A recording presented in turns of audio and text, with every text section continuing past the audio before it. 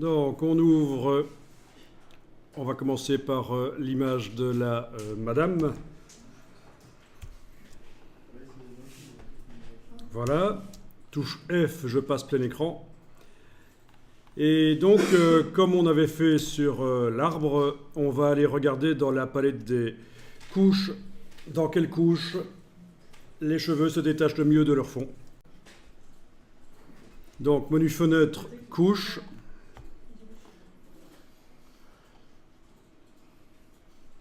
Vous cliquez sur le nom de chacune des couches l'une après l'autre et vous regardez s'il y a une couche dans laquelle les cheveux se détachent avec du détail le plus possible en silhouette par rapport au fond. Alors bien sûr, pour répondre à une question que vous n'avez pas posée, si on a des cheveux sur un fond texturé, c'est beaucoup plus compliqué. Ce qu'on voit ici fonctionnera bien sur des fonds qui sont plutôt unis, donc pas avec un motif derrière compliqué. Dans ce cas-là, il faudra ruser et peut-être parfois aller chercher les cheveux ailleurs. Donc il faut y penser. Ok. Donc, peut-être la couche verte. La couche verte qui contient des cheveux qui sont bien définis, qui ne deviennent pas trop pâteux là. Maintenant, on peut aussi essayer de combiner deux couches pour faire une couche qui va mieux sélectionner. Ça, on n'a pas vu. Eh bien, on va faire. On va essayer ça. Menu Images. Menu Images, Opération.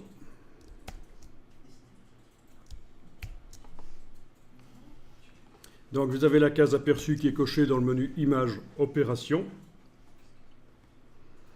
Et vous choisissez, ici vous voyez que vous êtes en train de travailler avec la couche rouge. Du calque d'arrière-plan, mais ça vous vous occupez pas, il n'y a de toute façon qu'un seul calque dans cette image. Et le mode, l'opération qui est faite, ici c'est un produit. Donc, mais vous regardez, c'est un peu empirique. Qu'est-ce qui se passe quand je mélange la couche rouge? Donc je vais plutôt essayer avec la verte et la verte et la bleue. Donc le but est d'obtenir une couche alpha avec laquelle on va démarrer. Une couche qui montre les cheveux vraiment avec du détail et le plus contrasté possible par rapport au fond. Donc au niveau des opérations ici, oui, il y a différentes opérations à essayer aussi.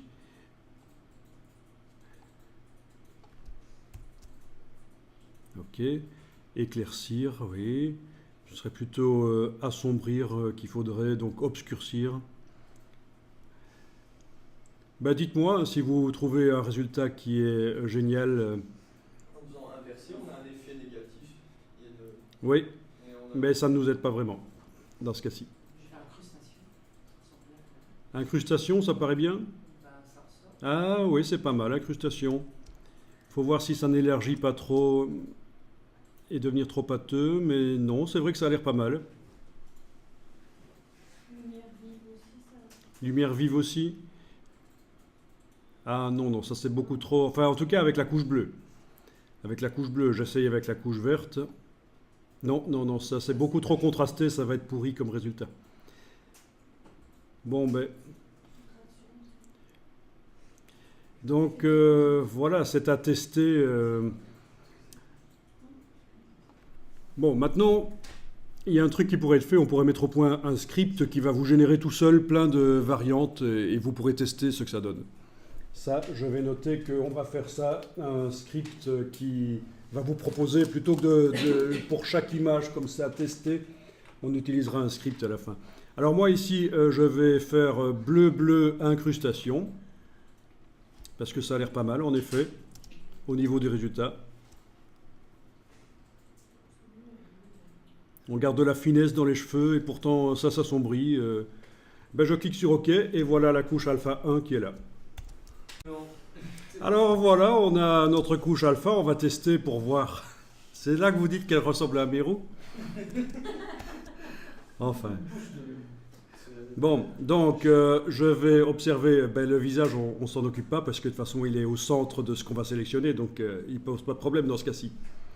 Et donc en passant en revue rouge vers bleu, vous voyez à quel point votre couche alpha peut être plus intéressante parce qu'elle est plus contrastée. Alors, il y a toujours une inconnue ici, on ne sait jamais si ça va donner bien à la fin, donc on va tester, on va voir. Hein. On va déjà dupliquer la couche alpha en l'amenant sur le bloc de feuilles, parce que je vais garder la couche alpha d'origine, le backup, comme backup en fait. Hein. Je vais enregistrer l'image, cette fois-ci au format Photoshop. Avec couche alpha incorporée, vous avez vu dans le fichier, hein, couche alpha est cochée. Donc le fichier a été enregistré sur disque dur et je vais commencer le boulot sur alpha 1 copie. Alors qu'est-ce qu'il faut faire? Eh bien il faut arriver à éclaircir le fond parce qu'on travaille toujours sur le fond d'abord. Donc on va prendre, comme on avait fait pour l'arbre, l'outil densité moins. Qui va éclaircir quoi? Ben, ce qui est déjà clair. Il est toujours réglé comme ça de la fois passée, à peu près à 25%. D'accord? Vous choisissez la dimension Labros qui convient, donc avec CTRL ALT et clic droit de la souris du PC ou clic gauche de la souris du Mac. Et vous allez passer sur le fond pour le rendre bien blanc. On est en train d'améliorer donc la couche alpha pour qu'elle sélectionne mieux. Donc ici, contrairement à l'exercice de l'arbre, je n'ai même pas testé pour voir ce que ça donne quand on amène sans améliorer en fait. Hein. Alors déjà là, je crois que j'ai un problème. Je vais revenir un peu en arrière. Ça bouffe le détail un peu trop vite en fait, à 25%. Donc là, j'ai fait CTRL ALT Z. Je vais revenir avec une exposition à 10% et on va voir ce que ça donne.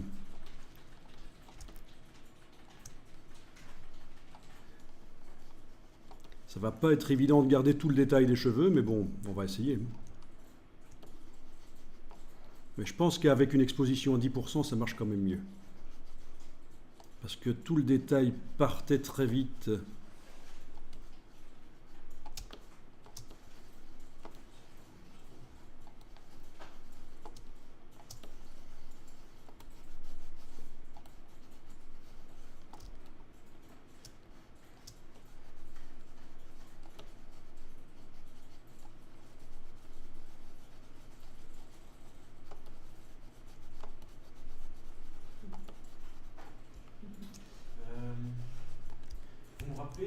Et oui, si vous avez la petite croix là, c'est la touche verrouillage majuscule.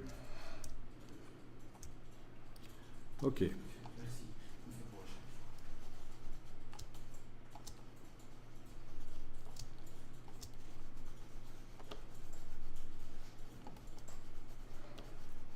Pas évident hein, des cheveux comme ça.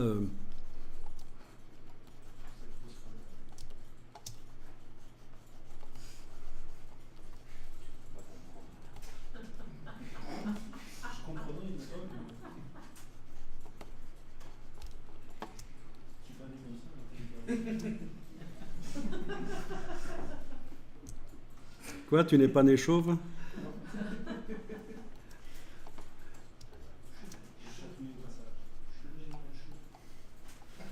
Ok, bon, pour le bas ici, ça commence à devenir difficile. Je vais quand même remonter un peu l'exposition. Parce que c'est plus sombre.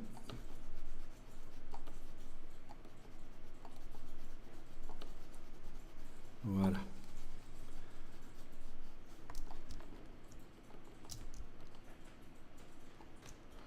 Ok, c'est pas grave si le vêtement devient blanc et disparaît, c'est pas grave. Hein. Ok, je vais enregistrer sous un autre nom le fichier pour avoir la progression. Ok, je vais dessiner au pinceau en blanc pour enlever le détail. Et là, je peux remonter l'opacité à 100%, bien sûr. Normal 100%. Pour enlever les taches de gris qui restent, qui n'ont pas pu être enlevées facilement par l'outil densité moins. Voilà.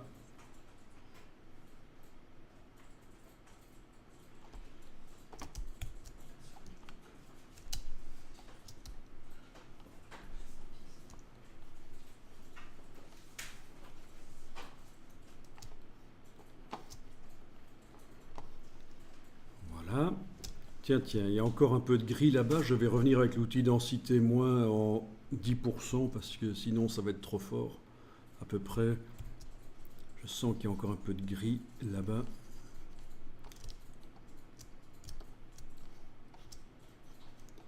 Alors, il y a une alternative, c'est de photographier les modèles sur un fond vert aussi. Ça, c'est aussi une solution, le système du fond vert. Mais il faut savoir que Photoshop n'est pas l'outil le plus approprié pour extraire des éléments qui ont été photographiés sur fond vert. Il y a un autre outil qui est meilleur, c'est After Effects. After Effects a plus d'outils pour extraire même des photos fixes, pas nécessairement de la vidéo, des photos fixes sur un fond vert. Donc pour ceux qui ne connaissent pas, je vais taper ici dans Google Green Key. Pas comme ça. Voilà, donc c'est photographié éventuellement en studio avec un fond vert, mais ça peut être plus petit, il en existe des portables bien sûr. Voilà, ce genre de choses. Après, il faudra décontaminer aussi le personnage photographié parce qu'il y aura des reflets verts sur lui, avec teinte de saturation ciblée pour enlever le vert. Donc le principe, c'est que le personnage ne doit pas porter du vert sur lui, bien sûr. C'est comme Monsieur Météo ou Madame Météo qui présente la météo, il ne faut pas qu'elle ait du vert, sinon ça va devenir transparent. On prend du vert justement pour ça, parce qu'il n'y a pas ça dans la couleur de la peau. Et voilà.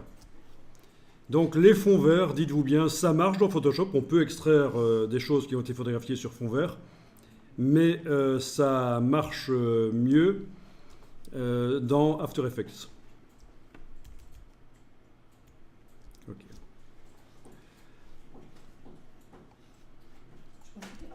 Oui, donc After Effects, c'est le logiciel pour les vidéos, dans la suite Adobe en fait. Vous l'avez si vous avez la Creative Cloud. Vous avez ce logiciel-là qui existe. C'est un des intérêts de la location de toute la suite, c'est que vous avez plein de logiciels dont vous ne vous servez pas. Alors on pourrait dire, mais quel intérêt? Mais justement, c'est qu'ils sont là, en fait, et ça peut vous pousser à vous dire, tiens, mais ça sert à quoi? Quitte à l'avoir sur mon disque dur et avoir le droit de l'utiliser et de produire des choses avec, je vais peut-être étudier. Ça peut être un effet motivant d'avoir des logiciels qui sont là. Mais bien sûr, maintenant, personne ne maîtrise toute la Creative Cloud. Vous ne trouvez pas quelqu'un qui maîtrise à la fois InDesign, After Effects, le HTML, CSS, l'animation, enfin tout ce qu'on trouve dans la Creative Suite. Il n'y a pas grand monde qui maîtrise ça, en fait. C'est très, très, très rare, évidemment. Mais enfin, voilà, ça fait partie du panel de possibilités. Bon, on va tester pour voir ce que ça donne quand on amène la madame sur un décor. Donc, je vais ici taper désert, par exemple. Je suis obsédé par les déserts, vous avez remarqué? Oui. On aimerait bien un petit peu de désert. Un petit peu de désert, oui. Prenez n'importe quoi comme image de fond, c'est juste pour tester.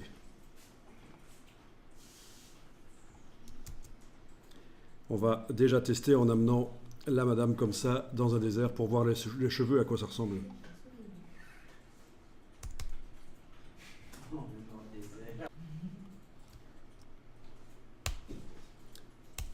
Voilà, et on va faire la sélection sur l'image de la dame. Donc, sur l'image de la dame, vous devez réactiver le travail sur l'image en couleur en cliquant sur le mot RVB. Ensuite, vous devez appeler la sélection en allant la chercher dans Alpha 1 Copy. Donc, touche contrôle du PC, touche commande du Mac, on clique sur la vignette ici.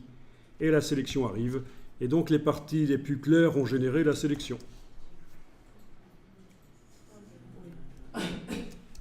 Oui, bonne remarque. Ici, j'ai jugé que assombrir allait rendre pâteux tous ces cheveux qui ont déjà pâti de ce qu'on a fait avant.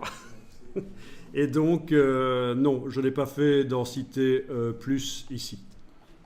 Donc, je n'ai pas besoin de contraster ici. On n'est pas obligé de faire les deux. Ok, donc on clique sur le mot RVB. Et avec la touche CTRL du PC, commande du Mac, on clique sur la couche alpha. Les parties blanches ont généré une sélection. On fait sélection intervertir, puisque ce qu'on veut sélectionner, ce n'est pas ce qui était blanc dans la couche alpha, mais ce qui était noir. Donc ce qui t'arrive certainement, c'est ceci, c'est que tu as affiché l'œil en face de la couche alpha, et alors les parties noires s'affichent en rouge transparent par-dessus. Non, c'est atroce, c'est infernal. Alors, non, je parle du modèle, pas de toi. Alors, on enlève l'œil en face de la couche alpha. Voilà. Et puis, je vais tester. Je sais qu'il y aura des problèmes, parce que je n'ai pas fini le travail. C'est juste pour voir ce que ça va ressembler, à quoi ça va ressembler les cheveux. Alors, attention, les petits pointillés ici ne savent pas vous montrer toutes les finesses de la couche alpha. C'est pour ça que vous avez l'impression que c'est un peu foireux, mais en fait, non. Ça va aller. Alors, outil déplacement, je positionne à un endroit où j'ai la paire de ciseaux et je déplace vers l'autre image en amenant le pointeur sur les pixels de l'autre image. Et voilà. Voilà. Non, il manque plus que quelques vipères dans les cheveux. Ok. Bon, donc quand on observe... qu'est-ce que ça donne? Ben, en face des montagnes, les cheveux fins, là, ben, on voit clairement qu'il y a des problèmes. Par contre, si on les met au-dessus du ciel, là, j'ai pas de problème. Donc ça dépend des endroits. Il y a parfois des petits problèmes de pixels parasites. Alors on va utiliser l'ancien système qui consiste à enlever le cache blanc, dans ce cas-ci, puisque le personnage était sur un fond clair. Donc ces menus, d'abord je vais voir dans la palette des calques que je suis bien en train de travailler sur le calque, hein, bien sûr. Ça a créé un calque tout seul automatiquement. On travaille sur le calque. Et je vais dans le menu calque jusqu'à la ligne cache. Menu calque en haut de l'écran jusqu'à la ligne cache et je demande retirer le cache blanc. Donc si le personnage était sur un fond sombre et qu'il était clair, ça peut arriver, je demanderai retirer le cache noir. Si il était sur un fond coloré, je demanderai supprimer les franges. Donc retirer le cache blanc. Et voilà, on a les pixels qui s'en vont.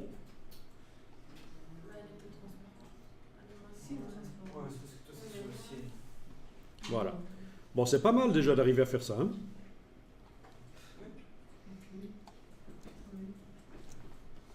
Vous avez vu dans une vidéo que dans les opérations, ils inversaient tout pour créer un négatif pour peut-être... Bon, alors sur le dessus, évidemment, on voit que l'image est coupée, il faudra aller gommer. Mais bon, de toute façon, c'est juste un test pour voir si ça vaut la peine d'améliorer la madame. Alors, je vais aller retourner sur l'image de la madame.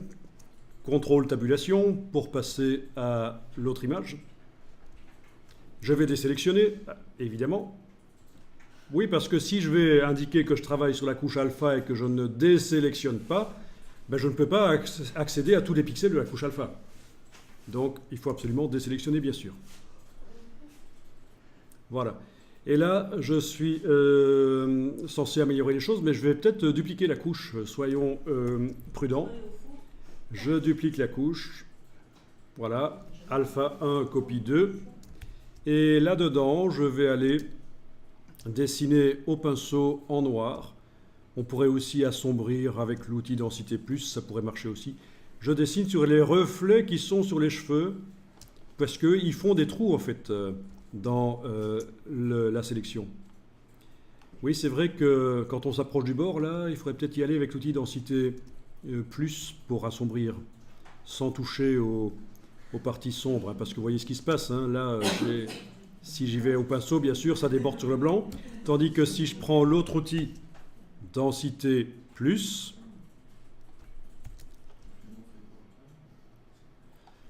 qui vise des tons foncés, exposition 25% ici. Et bien voilà, j'arrive à rendre les cheveux là sombres. Donc on fait ça parce que sinon ça fait des trous, les reflets des cheveux font des trous. Si je regarde ici ce que j'ai obtenu, vous devriez remarquer que quand je bouge les choses, voilà, là par exemple, c'est un trou quoi. C'est les reflets blancs, ben forcément font des trous. C'est des zones qui n'ont pas été sélectionnées. Ah, elle est machiavélique. Ah, j'aime bien. Je vais garder le fichier, tiens. Oui, oui, oui. Ah oui, chacun ses fantasmes. Hein. Eh oui, je sais. Oui, oui.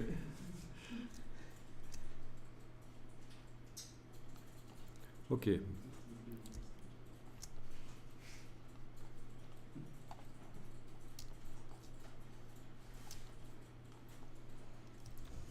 Ok. Bon, vous occupez seulement que des bords en fait. Hein, parce que l'intérieur, on va le faire autrement. Le visage, le vêtement. Donc là, j'ai juste passé vraiment sur les cheveux, là, sur le bord.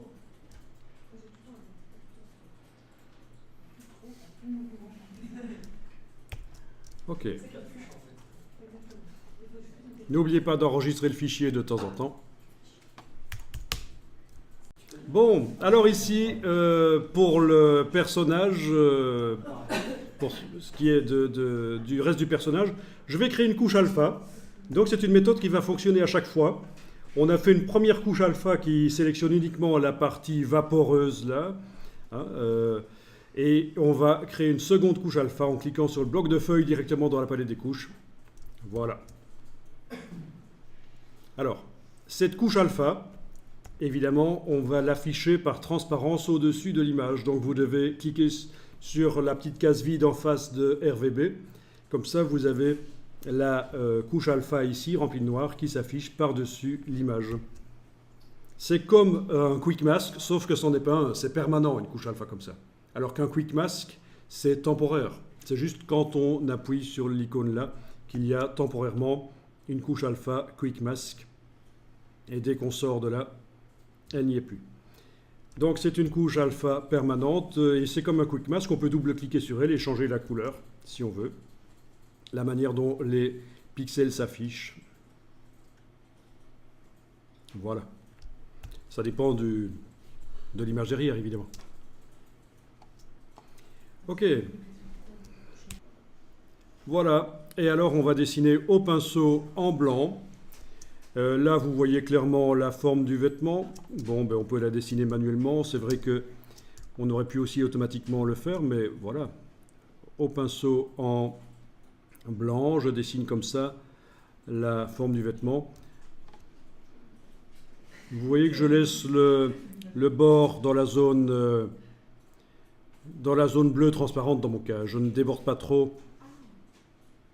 D'accord ? Comme on avait fait pour le détourage du loup. Ok. Donc on est censé faire... là je passe à travers les cheveux et je vais faire l'épaule comme ça, mais ça n'a pas, c'est pas vraiment nécessaire. Là je pense pas qu'il y ait de problème. Voilà. Donc toute cette zone-là, il n'y a pas de problème. Bon, c'est assez facile ici, il n'y a pas grand-chose à faire. Il y avait juste le vêtement à gauche qui posait problème. Là. Le reste, c'est vous passez dans la zone de la silhouette sans trop réfléchir et ça devrait être bon. Ne passez pas sur les trous où il y a les trous entre les cheveux, bien sûr. Hein. Bien, vous obtenez finalement quelque chose qui ressemble à ça. Bon, et pour remplir rapidement, je vous rappelle qu'on a la baguette magique derrière l'outil de sélection rapide. Avec la baguette magique, vous allez cliquer. Donc je vous rappelle que là, je viens d'enlever l'œil en face de RVB. Donc je vois la couche alpha et je suis en train de travailler sur elle. Uniquement elle que je vois pour l'instant. Donc avec la baguette magique, vous cliquez dans la zone ici. Normalement, ça doit sélectionner l'intérieur si vous avez fermé la forme comme il faut. Voilà à quoi ça ressemble. On a une sélection de la forme. Je vais élargir la zone parce que le flou du pinceau empêche que la sélection aille jusqu'où elle doit aller. Donc sélection, modifier, dilater. Ok, je vais essayer 10 pixels. Oui, ça marche. Sélection, modifier, dilater. Et puis édition, remplir avec blanc, normal 100%. Édition, remplir avec blanc, normal 100%. Et voilà. Et on peut désélectionner.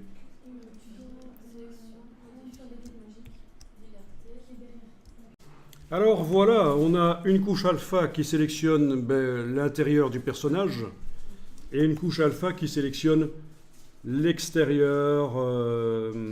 Donc il faudrait les faire fonctionner un peu de la même manière, c'est-à-dire que soit celle-là je la fais passer en négatif, soit celle-là. Vous voyez ce que je veux dire? Parce que celle-là, quand je fais CTRL-clic dessus, ça sélectionne ce qui est blanc, le personnage, et là, quand je fais CTRL-clic dessus, ça sélectionne le fond, donc pas le personnage. Elle fonctionne pas de la même manière. Donc je vais faire passer en négatif celle-ci par exemple. Donc je clique sur elle et je fais un CTRL-I et voilà, ça passe en négatif. Donc CTRL-I, c'est image réglage négatif. En attaquant directement les pixels, c'est pas un calque de réglage, on travaille sur la couche alpha, on a fait un négatif. I comme inversé, invert en anglais. Bon. Et alors ici, il faut combiner les deux couches alpha pour en faire une troisième. Donc, j'enfonce la touche CTRL, je clique sur une des deux couches alpha qui m'intéresse. Puis je fais CTRL majuscule et je clique sur l'autre. Vous voyez un petit signe plus à l'intérieur, ça veut dire qu'on ajoute. Voilà. CTRL majuscule. Ne confondez pas la touche majuscule et verrouillage majuscule, bien entendu. Bon, on a une sélection qui est la combinaison des deux autres, l'addition des deux autres. Eh bien, on va la mémoriser. Menu sélection, mémoriser la sélection. OK. Le nom, on s'en fout, puisqu'il n'y a pas beaucoup de sélections. Je pense qu'on va les reconnaître assez facilement. Et voilà, vous avez une couche alpha ici qui est la combinaison des deux autres. Vous enregistrez ça.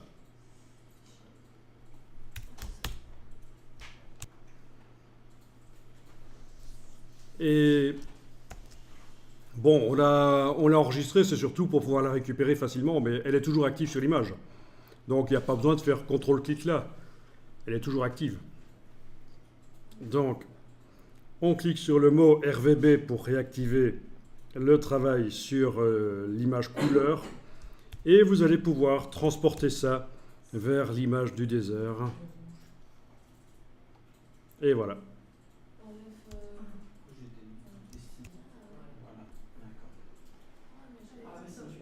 Donc, j'enlève l'œil en face de l'ancien, j'ai plus besoin de voir.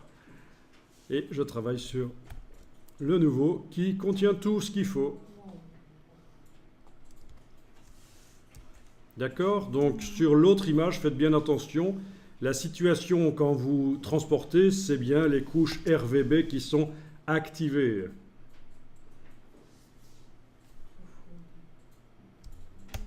C'est là qu'en général ça foire, parce qu'on a ce genre de choses, par exemple, assez fantaisiste.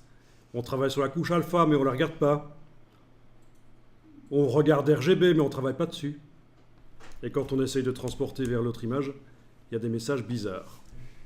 La couche de destination est masquée. Ben oui. C'est habituel ce genre de problème, hein. Il faut bien réfléchir, on a deux colonnes dans la palette des couches. On a la colonne de l'affichage et la colonne de l'activation. Et là, ce genre de choses, c'est une hérésie. Vous ne pouvez pas être en train de travailler sur une couche sans la regarder et voir d'autres couches sans les travailler sur elles. J'allais poser la question. Voilà. Si on devait pas Donc, en effet... Il y a la jonction des cheveux avec le front, le lobe de l'oreille, par exemple. Donc en effet, vous pouvez éventuellement aller améliorer la couche alpha 3 en redessinant en noir et en blanc. En effet, tu n'as pas tort. D'ailleurs, c'est vrai qu'il faudrait le faire. Je vais désélectionner. Et c'est vrai qu'il y a une chose bizarre ici, sur laquelle je pourrais dessiner, par exemple ici, en blanc. Je crois qu'il n'y a pas de raison qu'il y ait cette ombre-là. Donc attention, j'ai bien désélectionné au moment où je travaille sur la couche alpha, sinon je n'ai pas accès à tous les pixels. Donc ça, je pense qu'il n'y a pas de raison d'être, cette petite tâche qui restait. J'affiche de temps en temps RVB pour voir où j'en suis, à quoi ça correspond, les tâches que je vois. Du coup, en travaillant en négatif, on n'épargne pas quelques étapes si on, de base. Ok, je remarque aussi qu'ici, il reste du fond qui n'est pas tout à fait noir. Peut-être qu'aller retravailler dessus avec l'outil Densité Plus, voilà, ça va peut-être aider. Oui, en effet, j'avais oublié qu'il y avait une petite étape où il fallait quand même aller vérifier que c'était propre la combinaison des deux couches. Donc tu fais bien de le dire.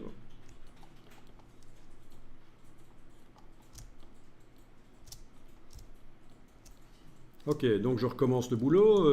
Je veux dire, sur l'image ici, dans la palette des calques, je vais jeter le calque. Voilà. Et ici, je récupère la couche que j'ai créée. Donc, CTRL, clic sur la couche alpha 3.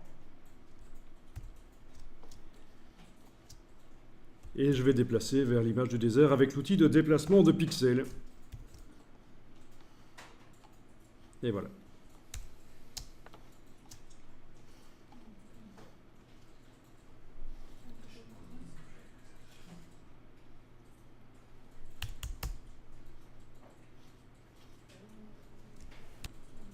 Bien. Et calque, cache, retirer le cache blanc.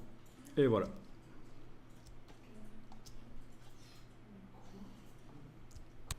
Bon.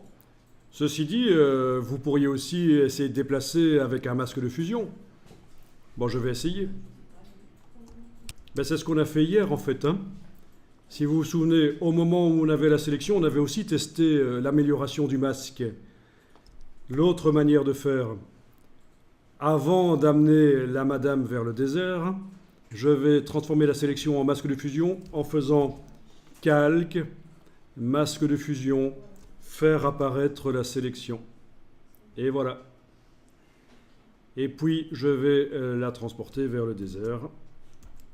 Aucune sélection active, c'est super important, sinon vous n'allez transporter que la partie qui est activée, soit de la partie droite, soit de la partie gauche du calque, et c'est tout que je veux emmener. Donc, aucune sélection active quand je transporte. Et avec l'outil déplacement, je déplace. Et voilà, on a finalement la version ici avec masque. Par contre, retirer le cache blanc ne marchera pas là-dessus. Hein. Retirer le cache blanc, ça marche uniquement quand elle est entourée de transparence.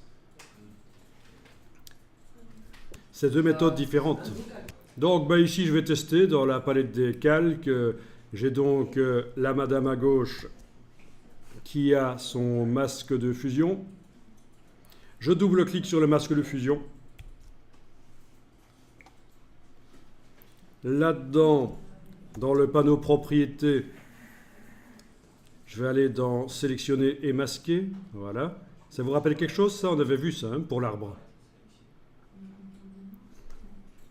Donc, il est possible que dans votre version Photoshop, ça s'appelle amélioration du masque. Voilà. Je vais voir ce que ça donne sur calque, oui, Y. Sur calque, c'est bien. Et je peux jouer sur la décontamination des couleurs éventuellement. Ah, ça marche pas mal, ça. Décontamination des couleurs, dès que je coche ça, ça enlève, un peu comme le faisait le calque cache, retirer le cache blanc. L'option retirer le cache blanc. Sauf que ça fait quand même un truc bizarre. Hein.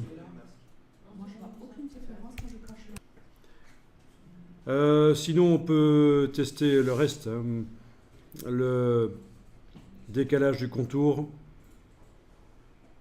Mais c'est très lent, hein. Comme on avait dit, ça demande quand même un ordinateur qui a du répondant.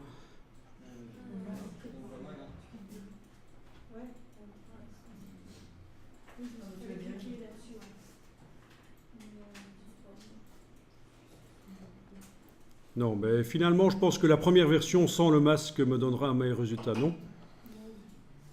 Donc, contrairement à ce qui est préconisé d'habitude dans Photoshop, ben là, il faut faire du destructif, c'est-à-dire qu'il faut emmener la madame sans son fond. Ça marche mieux. Bon, là, je clique sur annuler parce que c'est foireux. Donc, c'est une des rares fois où peut-être que les techniques anciennes vont mieux marcher que les nouvelles. Ok, je vais enlever l'œil en face d'une des madames et garder celle-là. Ok, alors je vais pouvoir mettre ça dans un objet dynamique de manière à pouvoir agrandir autant de fois que je veux sans que la qualité ne baisse. Donc clic droit, convertir en objet dynamique.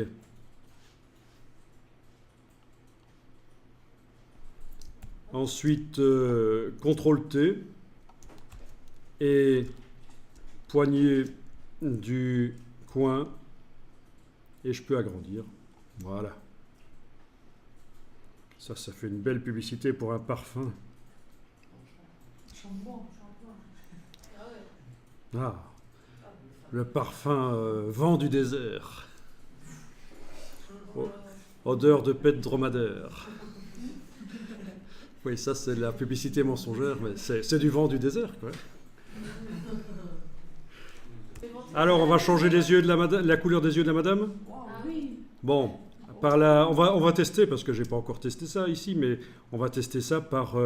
Ah oui, au passage, on voit vraiment que ça a été lissé, la peau, hein, la technique de ce qu'on appelle la technique de la séparation de fréquences. On verra une technique similaire pour lisser la peau, mais plus facile que la séparation de fréquences. La technique du passe haut inversé. Alors ici, au lasso, je vais prendre le lasso.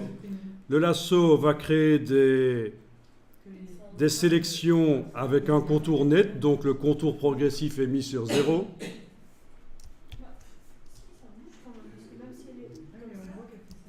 Donc au lasso, je vais entourer les yeux ici, rapidement comme ça, voilà.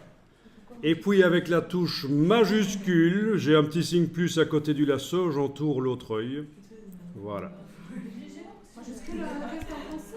Bien, donc on a une double sélection au lasso. Vous avez vu que c'est avec la touche majuscule qu'on peut faire 2 zones sélectionnées. Bien. Ensuite, pour que la correction couleur que je vais faire ici s'intègre bien, il faudrait que entre la zone sélectionnée et la zone non sélectionnée, il y ait une transition. Et là, j'en ai pas parce que j'ai spécifiquement demandé 0 pixels de contour progressif. Pourquoi ? Mais parce que suivant le nombre de pixels qui composent l'image, un réglage de contour progressif de 10, 20, 30, ben ça me donne... je ne sais pas ce que ça va donner à l'avance. Et ça, c'est un truc à régler avant de faire la sélection, on est d'accord, hein. Le fait de modifier ici après ne modifiera que pour la sélection prochaine. Donc, mais je vous conseille de toujours laisser sur 0, parce que si vous voulez faire des sélections au lasso avec des bords flous, faites comme on va faire ici. Une fois que la sélection à bord net est faite au lasso, vous enclenchez le Quick Mask et voilà, vous voyez la sélection. Eh oui.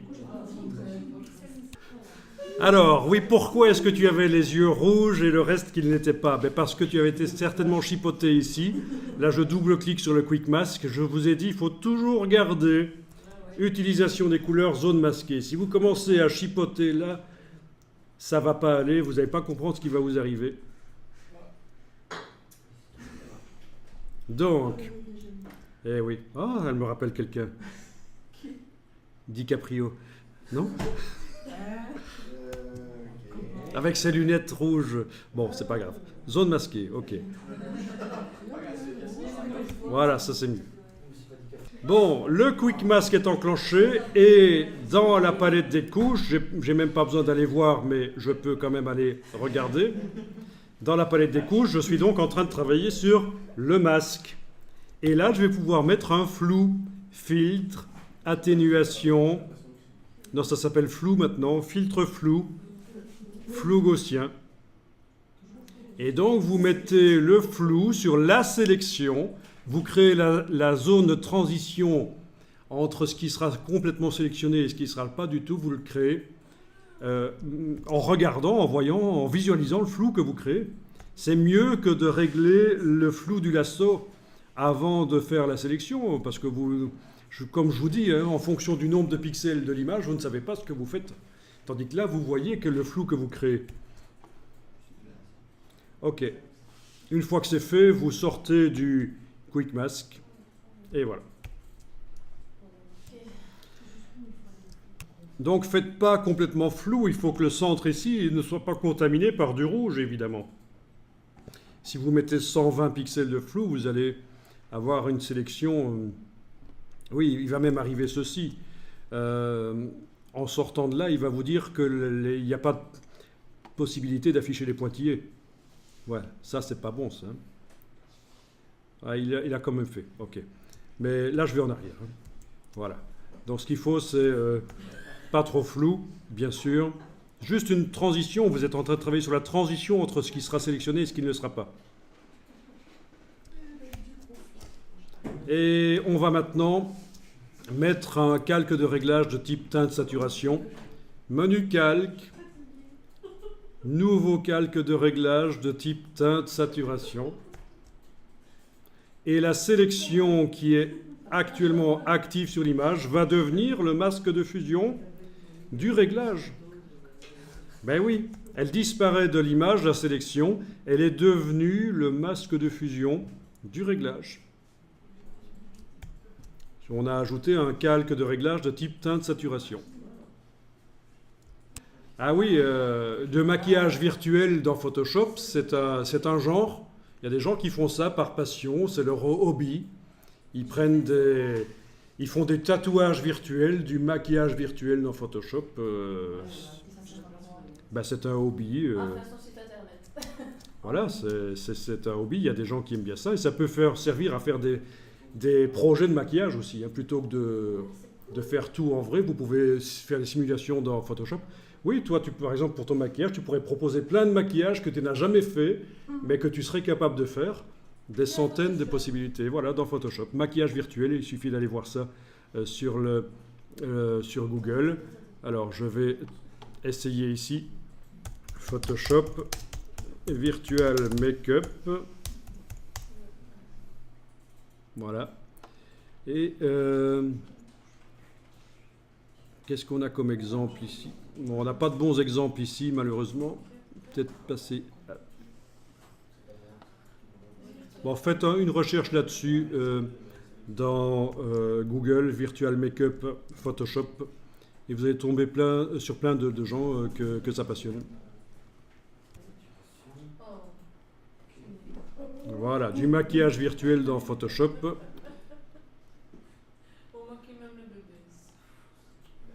Mais pourquoi pas, hein? Ça peut être une spécialisation parmi d'autres choses. Il ne faut pas se spécialiser que dans ça, évidemment. Ok. Donc, je reviens ici à la madame avec son calque de réglage ici, teinte saturation. Je vais changer, par exemple, la saturation et modifier la teinte. Et vous voyez ce qui se passe. Ben, ça agit sur tout, évidemment, parce que je n'ai pas ciblé. Je suis en global. Donc, je vais remettre ça à 0. 0, 0. Et je vais cibler. Alors, de quelle couleur sont les yeux? Ben, c'est peut-être plutôt dans les cyans. On va essayer ça. Oui, peut-être vert. Mais de toute façon, je vais pouvoir changer ça après. Oui, je vais commencer par vert, en effet. Vert, allez. Donc, j'agrandis le réglage, le panneau propriété. Et voyons un peu ce qui se passe quand maintenant je modifie la saturation. Eh bien, on dirait que ça ne change rien du tout. Je change la couleur. Ça change un tout petit peu dans l'œil. Je fais des réglages extrêmes ici. Hein. Saturation à plus 75, la teinte complètement balancée de l'autre côté. Et en fait, il va falloir que je bouge le ciblage ici. Ah. Eh bien, ce serait plutôt de ce côté-là, en fait. Hein. Du côté du vert jaune, apparemment. OK. Ensuite, je dois également rétrécir éventuellement la zone d'action en jouant là-dessus, là-dessus, là-dessus. Il faut évidemment regarder en même temps ce qui se passe derrière sur l'œil.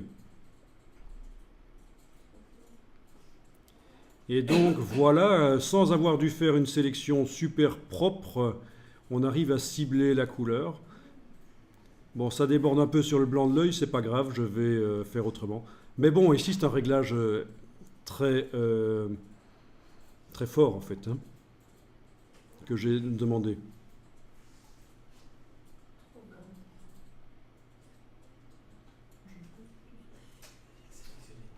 Donc le principe est là, on va le réappliquer aussi sur d'autres images, le principe du teint de saturation ciblé.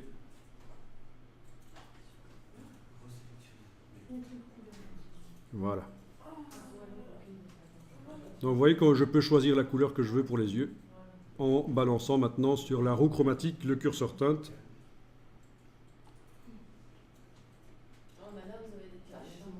Et oui, il y a des taches, c'est inévitable.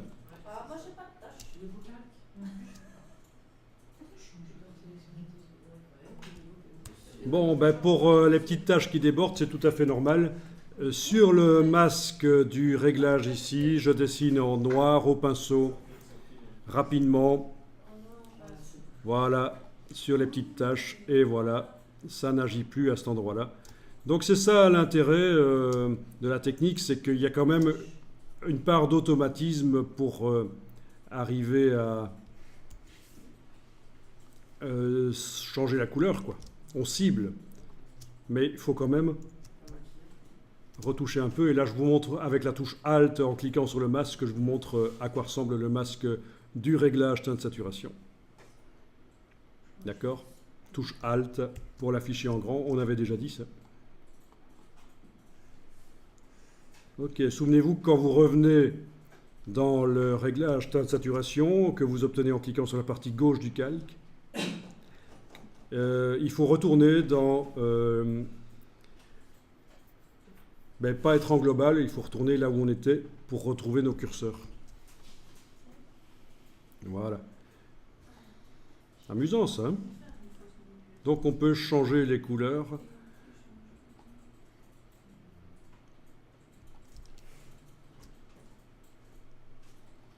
Et voilà, par exemple, je suis passé à une autre teinte. Bon, c'était juste un exemple comme ça en passant, comment corriger rapidement avec teinte saturation. C'était pas extraordinaire, je veux dire, il y a des exemples où ce qu'on doit changer comme couleur est beaucoup plus complexe comme forme, et donc la technique qui vient d'être vue sera plus justifiée.